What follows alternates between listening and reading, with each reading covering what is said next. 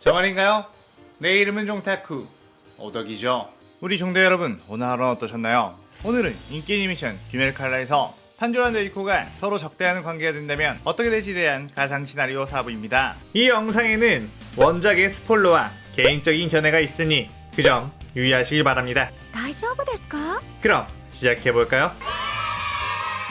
저번 영상에서는 네유코가 도우마에게서 아카자의 도움으로 구출을 받고 탄지로가 상윤육 다키를 죽이는 과정에서 게냐를 살해하는 것까지 전개했었죠. 저번 영상을 보지 않으신 분들은 보고 오신 게 이 영상을 이해하고 즐기는 데 수월하니 보고 온 거 추천드리고요.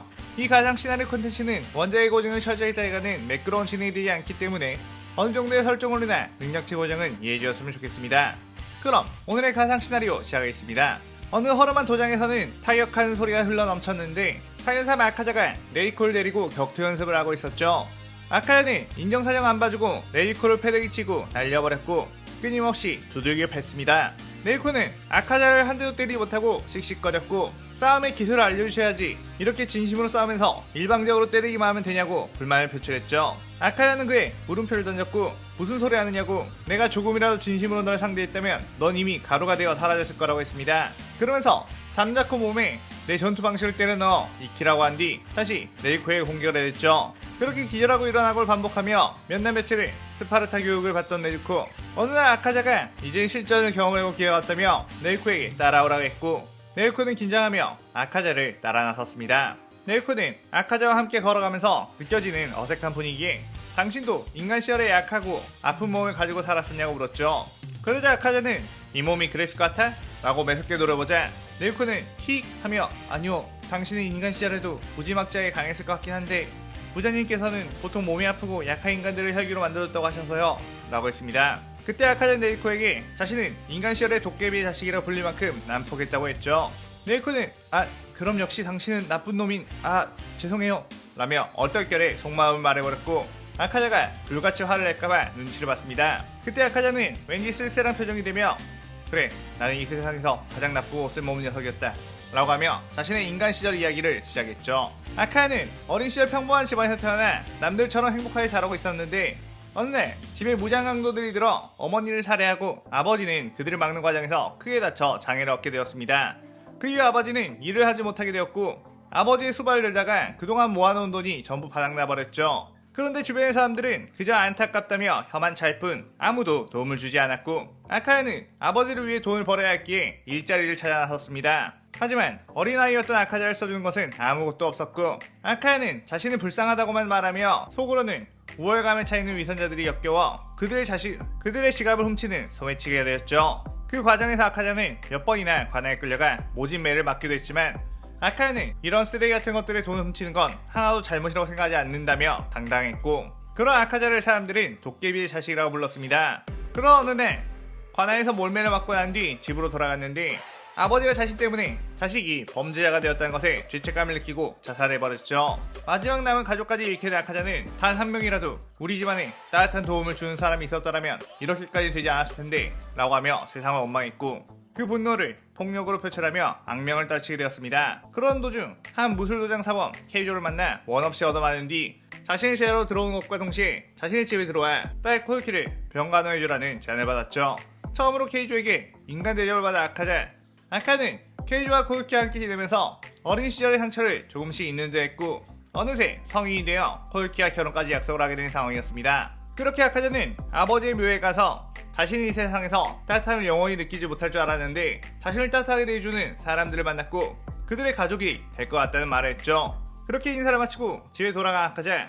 그런데 집 주변에는 사람들이 몰려 있었고 불안감에 곧바로 뛰어들어가 봤는데 이웃 도장의 인간들이 우물에 독을 타 코요키와 케이조가 죽었다며 안타까워했습니다.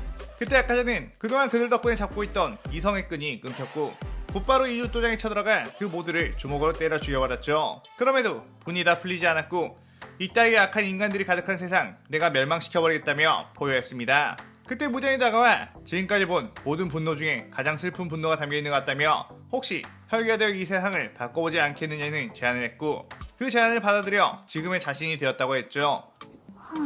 네이코는 그 말에 정말 지독하게 슬프고 아픈 삶을 살았었구나 라고 하며 자신도 모르게 아카야를 토닥였고 아카는 반사적으로 네이코의 팔을 전해려고 했지만 순간 어떤 따뜻한 마음, 마치 케이조와 코유키에게서 느꼈던 그 따스함이 느껴져 그대로 위로를 받게 되었습니다. 아카야는 그러는 와중에 거의 다 왔다고 하면서 달려나갔고 네이코도 덩달아 뛰어갔죠. 곳에 가까이 가보니 어떤 열차가 탈선해 쓰러져 있었고 어떤 혈기의 흔적만이 남아 방금 전에 누군가에 퇴치당했다는 걸 알 수 있었습니다.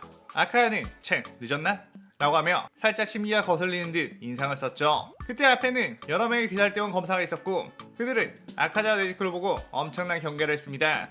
아카야는 그들을 쓱 보더니 네지코에게 한 명은 주인공 같으니 내가 맡고 너가 나머지 귀살대원을 맡으라고 했죠. 그러면서 아카야는 곧바로 앵곡 큐졸에게 뛰어들어 공격을 날렸고 그는 하야메오의 검술을 사용해 치열하게 맞받아쳤습니다. 그의 네지코 역시 전투 태세를 갖춘 뒤 제이치와 이노스케를 향해 덤벼들었죠. 이노스케와 제이치는 나타공을 살아냈을 때 상대했던 일반 귀살대원들보단 훨씬 강해 보였지만 그동안 아카자와 소련해왔기에 그들의 공격을 전부 피할 수가 있었습니다. 제이치의 번개호흡 같은 경우는 꽤나 빠르게 치고 오는 속공이었지만 아카자의 주먹에 비할 바는 아니었죠. 네코는 그렇게 그들의 공격을 피한 후 빠른 스피드를 이용해 제이치에게 접근했고 제이치에게 발차기를 날렸습니다. 제이치는 그것을 막았지만 강력한 힘에 멀리 튕겨 나왔고 네이코는 그대로 제이치를 마무리 지으려고 했는데 그때 뒤에서 이노스케가 저돌뱅진으로 네이코를 향해 뛰어와 부딪혔죠. 그로 인해 네이코의 몸에는 피가 흐르는 상태 제이치는 다시 일어났고 이노스케와 함께 합동 공격을 준비하는 것으로 보였습니다. 그때 네이코는 자신의 흐르는 피를 매개로 혈기술을 시전했고 폭혈이 네이코의 주변을 맴돌았죠. 이노스케는 저런 불 따위 공격으로 해집어버리면 된다며 뛰어들어왔고 제이치도 번개호 병력 일섬을 시전한 뒤 네이코에게 뛰어들었습니다. 네이코는 그의 자신의 앞에 폭혈의 불꽃을 발사했고 제이치와 이노스케는 그 불길을 칼로 베어내며 막았죠. 이노스케는 별거 아니었다면서 자만했는데 폭혈을 베어내는 것에만 신경을 썼던 터라 네이코의 위치를 놓쳤고 어느새 네이코가 이노스케 위에서 주먹을 내지르고 있는 상황이었습니다. 이노스케는 피하려고 몸을 비틀었지만 그대로 네이코의 주먹을 전통으로 맞고 바닥에 처박혔고 제이치는 병력 일섬을 한계치까지 쓴 상황이었기에 숨을 헐떡이며 고통스러워했죠. 네이코는 그들을 마무리하기 위해 손톱을 세웠는데 표류를 상대하고 있던 아카자가 네지코에게 잠깐 멈추라고 하며 네지코 쪽으로 왔습니다. 그리고서는 대뜸 표류에게 너도 지금 나와 싸우면서 많은 상처를 입었는데 이대로 계속 싸운다면 넌 반드시 죽게 된다. 그리고 이 녀석들도 사실상 이 아이에게 패배를 한 것이나 다름없는 상황. 이쯤에서 싸움을 그만두고 너희도 혈기가 되는 것은 어떤가? 너희도 혈기가 되는 것은 어떤가? 라고 제안했죠. 아카야는 자신은 싸움을 좋아하긴 하지만 그저 누군가를 죽이는 것보다 오래도록 강한 상대와 싸우는 것을 좋아하고 이 악한 인간들이 많은 세상을 바꾸고 싶은 목적이 있기에 보다 재능 있는 사람들이 혈기로 만들어 함께 세상을 바꾸고 싶다고 했습니다. 물론 모든 인간들이 혈기가 된다고 해서 악한 존재가 사라지는 건 아니겠지만 그래도 병이 들어 고생할 필요도 없고 누군가에게 쉽게 살해당하지도 않게 지금 세상보단 확실히 나아질 거라고 생각한다고 했죠. 하지만 큐로는 자신은 어떠한 상황에서도 혈기가 될 생각은 없다며 단호하게 말했고 자신은 약한 인간을 괴롭히는 혈기를 절대로 용서할 수 없다고 했습니다. 그러자 아카자는 너네 귀살대는 하나 말고 둘은 모르는 멍청한 집단이군. 약한 인간들을 위해 혈기를 죽인다고? 이 나라에서 매 혈기로 인해 죽는 사람들보다 가난이나 병, 인간끼리의 다툼으로 죽는 사람의 숫자가 훨씬 많다. 너희는 가난이나 병, 인간의 탐욕으로 인한 범죄 같은 사회 전반적으로 뿌리내린 거대한 악을 막을 생각보다 그저 상대적으로 쉬워 보이는 혈기만 죽이겠다는 거잖아. 그게 정말로 인간들을 위하는 것인가? 스스로에게 한번 물어봐라. 혈기가 없었던 인간의 역사에도 불쌍히 죽어나가던 인간들은 수도 셀 수 없었다는 것을 모르나? 왜 모든 악을 혈기에게만 규정하는 거지? 시야를 넓게 보란 말이다. 만약 너네가 우리와 싸우는 목적이 그저 단순히 다른 생명체를 죽이고 싶은 충동 때문에 그렇게 하는 거라면 이 자리에서 가차없이 죽여주겠다. 하지만 어떤 세상을 바꾸고 싶고 정의를 위하는 생각으로 싸우는 거라면 내 말을 곰곰이 생각해보길 바란다 라고 했죠. 그 말을 듣자 큐로는 지금껏 자신이 추구했던 정의가 무엇인지 무엇을 위해 검을 들었는지에 대해 혼란이 왔습니다. 약한 사람들 위해 힘을 쓰라는 엄마 루카의 유언, 이게 혈기만을 죽인다고 해서 약한 사람들을 구할 수 있는 것인가?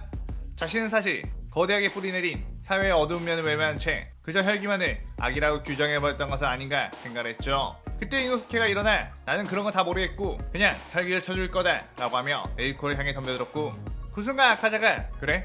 그럼 너는 죽어라 라고 하며 주먹으로 이노스케의 심장을 꿰뚫어 버렸습니다. 아카야는 그 후 제이치에게 이 녀석도 이 녀석과 같은 생각이냐? 라고 물었고 제이치는 자신은 사실 태어날 때부터 부모에게 버림받았고 사람들에게 핍박만 받아왔었는데 처음으로 인간 대접을 해주며 자신을 검사로 키워준 할아버지가 있었다고 했죠. 그런데 그것도 생각해보면 정말 나를 위해 검사로 키워준 것이 아닌 할아버지 본인의 만족을 위해 자신을 검사로 억지로 키운 것 같기도 하다며 자신은 사실 혈기들과 이렇게 싸우는 것을 원치 않는다고 했습니다. 퓨로는 제니치의 그 말 듣고 불우한 가정 환경을 가진 주변의 많은 귀살대원들이 생각이 났고 세상을 바꾸기 위해서 해야 할 일은 혈기를 죽이는 것이 아닌 인간들을 대몽시켜야 한다는 것을 확신했죠.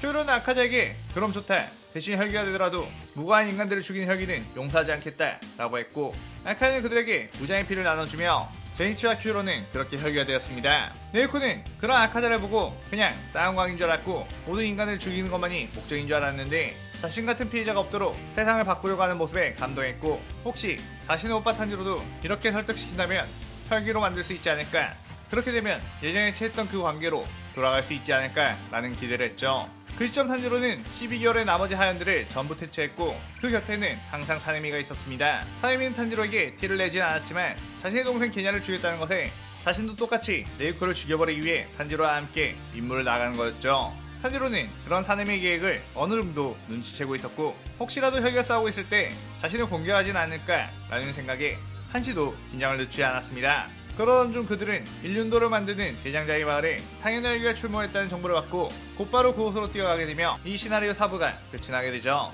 이번 편에서는 기존과 다르게 염주 큐로가 아카자의 제안을 받아들이겠는데 쿄조로라는 인물은 다른 대부분의 주들과 다르게 단순히 혈기에 대한 증오심만으로 검을 잡은 캐릭터가 아니며 약자를 지키기 위한 대의를 가지고 있기에 아카자가 그에 부합하는 어떤 이상적인 신념을 가지고 쿄조로를 결정한다면 충분히 그 제안을 받아들일 수도 있지 않을까 라는 생각으로 이런 전개를 취해봤습니다. 오늘의 가상 시나리오에 대한 감상평 많이 남겨주시고 다음 시나리오 5부도 많은 기대 부탁드려요. 오늘 영상 즐겁게 보셨다면 구독, 좋아요, 알림 설정 누르는 거 잊지 마시고요. 그럼 오늘은 이만 사요나라.さようなら。